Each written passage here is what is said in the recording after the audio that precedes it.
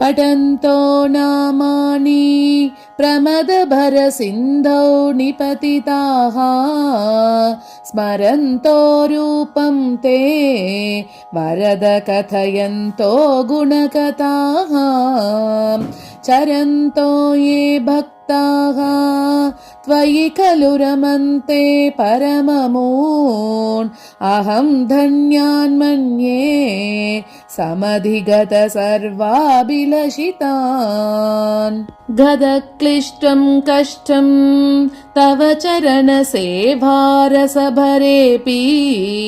अनासक्तं चित्तं भवति बत विष्णो कुरु दयाम् भवत्पादाम्बोज स्मरणरसिको नाम निवहान् अहं गायं कुहचन विवत्स्यामि विजने कृपा ते जाता चेत् किमिव न हि लभ्यं तनुभृतां मदीयक्लेशौग प्रशमनदशा नाम कियती न के लोकेऽस्मिन् अनिशमयि शोकाभिरहिताः भवद्भक्ता मुक्ताः सुखगतिमसक्ता विदधते मुनिप्रौढारूढा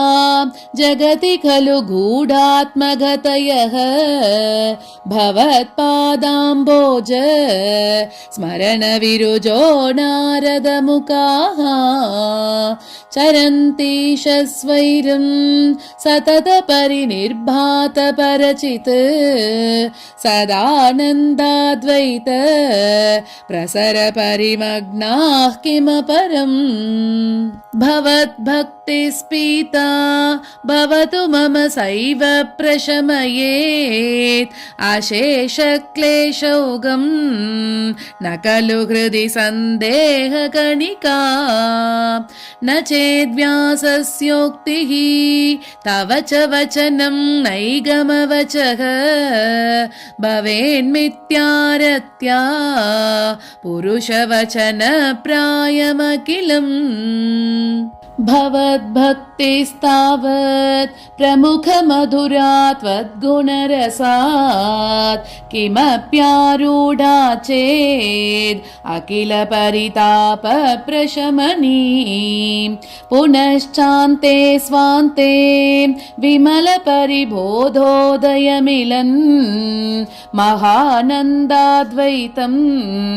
दिशति किमतः प्रार्थ्यमपरम् विधूय क्लेशान् मे कुरु चरणयुग्मं धृतरसं भवेत् क्षेत्रप्राप्तौ करमपि च ते पूजनविधौ भवन्मूर्त्यालोके नयनमतते पादतुलसी परिग्राणे ग्रानं श्रवणमपि ते चारुचरिते प्रभूताधिव्याधि प्रसभचलिते मामकहृदि त्वदीयं तद्रूपं परमरसचिद्रूपमुदीयात् उदञ्चत्रोमाञ्चो गलितबहुहर्षाश्रुनिवहो यथा विस्मर्यासं दुरुपशमपीडापरिभवान् मरुद्गेहाधीश त्वयि खलु पराञ्चोऽपि सुखिनः भवत्स्नेही सोऽहं सुबहु परितप्ये च किमिदम् अकीर्तिस्ते मा भूत् वरद गदभारं प्रशमयन् भवद्भक्तोत्तंसं झटिति कुरु मां कंसदमन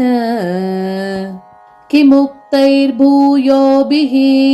तव हि करुणा यावदुदीयात् अहं तावद्देव प्रहितविविधार्थप्रलपितः